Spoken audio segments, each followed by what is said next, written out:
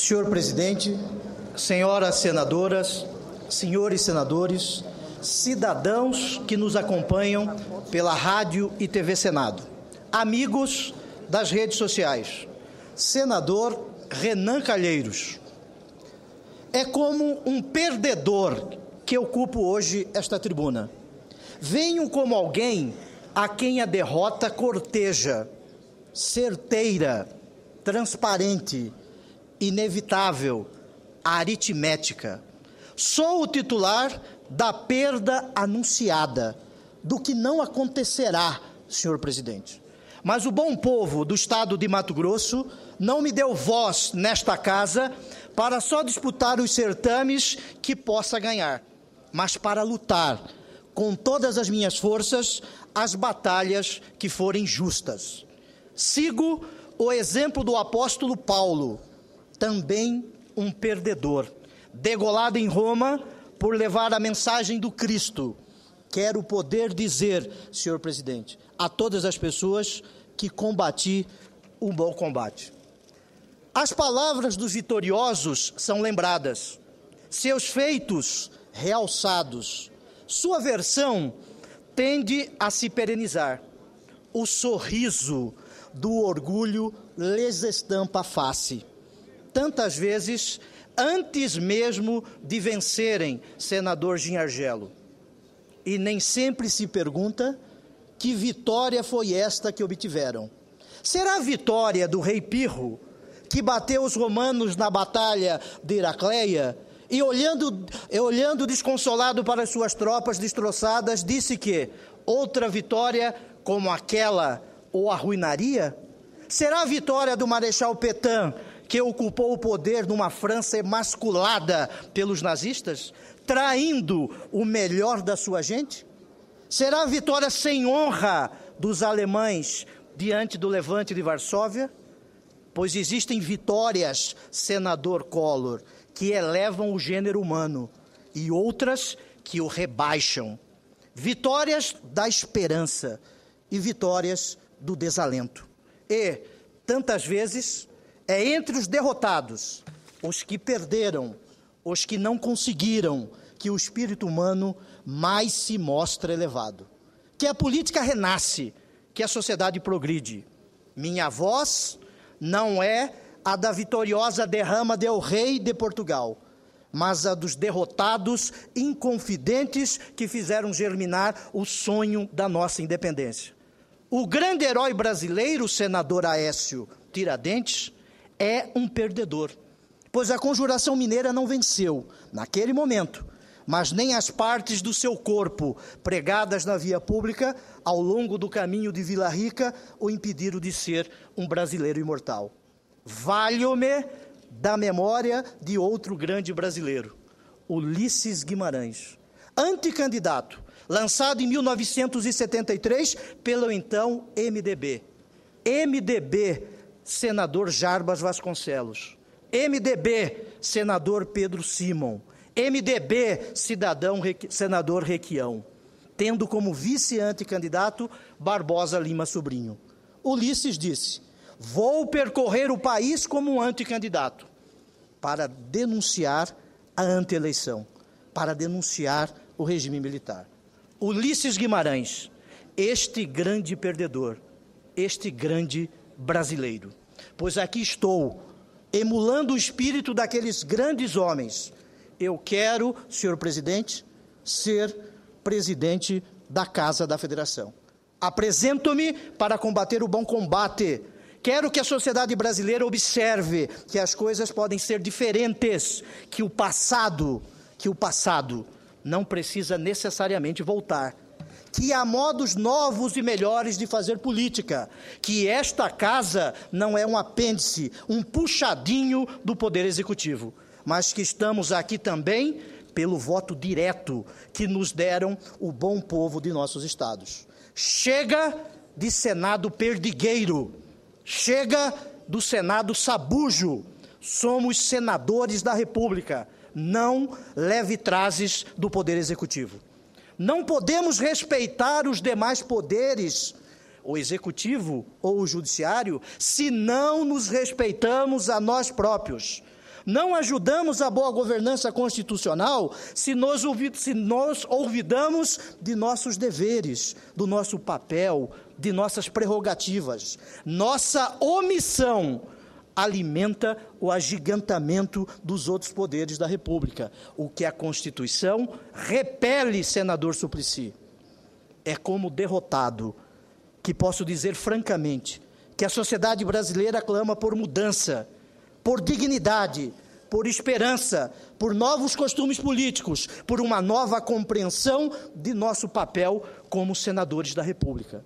Anticandidato-me, senhor presidente, à presidência desta Casa, para combater o malveso do Poder Executivo de despejar suas medidas provisórias, ainda que fora de situações de urgência e relevância, em continuado desprestígio de nossas prerrogativas legislativas.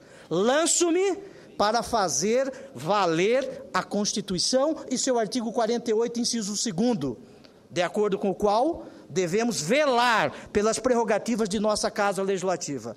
Almejo aplicar severamente o artigo 48, inciso 11 do Regimento Interno do Senado, segundo o qual o presidente tem o dever de impugnar proposições que lhe pareçam contrárias à Constituição, às leis e ao próprio regimento. O que foi feito apenas uma única vez desde a Constituição de 1988. Eu, senhor presidente, anunciado perdedor, comprometo-me perante meus pares e perante todo o país a impugnar esses exageros do Poder Executivo. Será que o anunciado vencedor pode fazer idêntica promessa? Vou aplicar o mesmo rigor aos contrabandos legislativos, impedindo o oportunismo de alguns que acrescentam às famigeradas medidas provisórias emendas de interesses duvidosos, de interesses não republicanos, que nada tem a ver com o objeto original da medida que se supõe urgente. Prometo desconcentrar o meu poder como presidente, distribuindo a relatoria dos projetos por sorteio. Como agirá o vencedor? Distribuirá apenas entre os seus?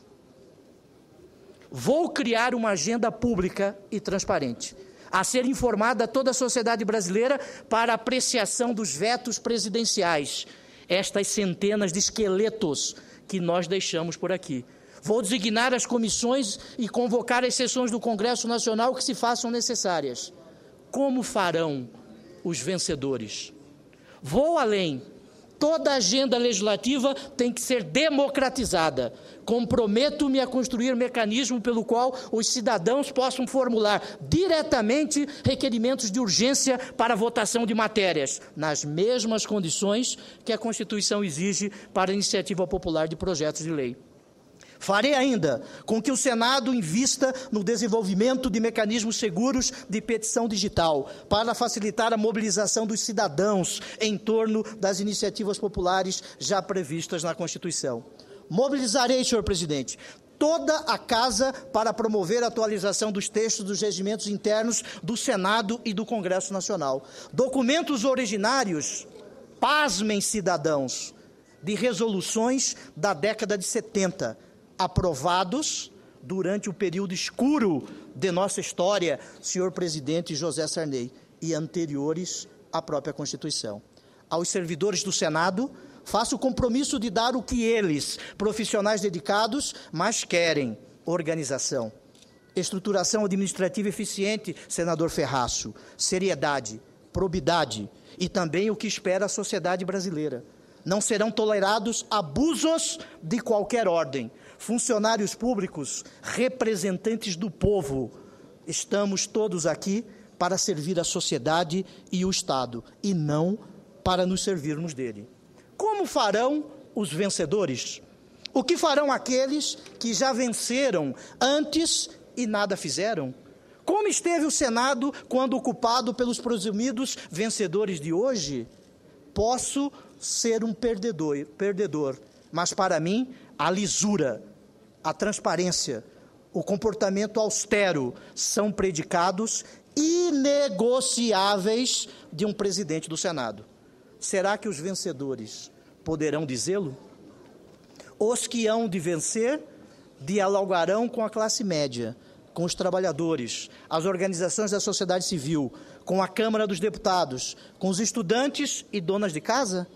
Os vencedores darão continuidade às reformas como a do Código Penal, senador Eunício, a reforma administrativa, o Pacto Federativo, ou preferirão deixar as coisas como estão? A ética estará com os vencedores ou com os perdedores, senhores senadores? Quais de nós serão bem acolhidos? Queremos o melhor para nós ou o melhor para a nação? Existem voltas ainda hoje esperadas, como a de D. Sebastião, que se perdeu nas batalhas africanas. A volta do Messias, esperado por judeus e cristãos, os desaparecidos na época do regime militar, senador Aloísio, que hão de aparecer, ainda que para a dignidade de serem enterrados pelas suas famílias. Mas existem voltas que criam receios de continuismo, receios de letargia, receios de erros ressurgentes. Sou o anticandidato, aquele que perderá. Não sou especial, não tenho qualidades que cada cidadão brasileiro, trabalhador e honesto, não tenha também. A ética que proclamo, senador Collor, é aquela que quase todos os brasileiros se orgulham de cultivar. Eu não temo o próprio passado e, portanto, eu não tenho medo do meu futuro. Falo pelos derrotados deste país, todos os que ainda não conseguiram seus direitos básicos, as mulheres, senadora Lídice da Mata, os índios, senador Wellington Dias, as crianças, senadora Ana Rita, os negros, senador Paulo Paim, os assalariados, senador Jaime Campos, os sem casa, senador Rodrigo Hollenberg, os sem escola, amigo Cristóvão Buarque. Falo pelos sem voto, aqueles que, embora titulares da soberania, o cidadão, se veem alijados da disputa pela presidência desta casa, porque o terreno da disputa se circunscreveu a partidos da maioria. Essa não é mais a candidatura do Pedro Taques, e sim do PDT, do PSOL, do PSB, do DEM, do PSDB e de corajosos senadores de outras legendas, que não se submeteram, porque, como diz o poeta cuiabano Manuel de Barros, quem anda no trilho é trem de ferro, liberdade caça jeito. Essa candidatura é daqueles que nunca tiveram voz nesta casa, é dos mais de 300 mil brasileiros que assinaram a petição eletrônica. Sei que nossa derrota é certeira, transparente, inevitável, aritmética, mas faço minha a fala do inesquecível senador Darcy Ribeiro. Fracassei em tudo o que tentei na vida. Tentei alfabetizar as crianças brasileiras, não consegui. Tentei salvar os índios, não consegui. Tentei fazer uma universidade séria e fracassei. Tentei fazer o Brasil desenvolver-se autonomamente e fracassei. Mas os fracassos são minhas vitórias. Eu detestaria estar no lugar de quem me venceu. Nas andanças do tempo, vencedores podem ser efêmeros. Os derrotados de um dia vencem noutro. Maiorias se tornam minorias. Mas a dignidade, senhores senadores, jamais emorece. Nós, os que vamos perder, saudamos a todos, com a dignidade intacta e o coração efusivo de esperança. Eu peço o voto de cada senador. E peço silêncio aos senhores. Ouçam este silêncio. Este silêncio é o silêncio do covarde. É o silêncio daquele que tem medo. Sintam este silêncio. Este é o silêncio de quem aceita, de quem não resiste. Expresso a Vossa Excelência, senador Renan Calheiros, Os meus respeitos pessoais.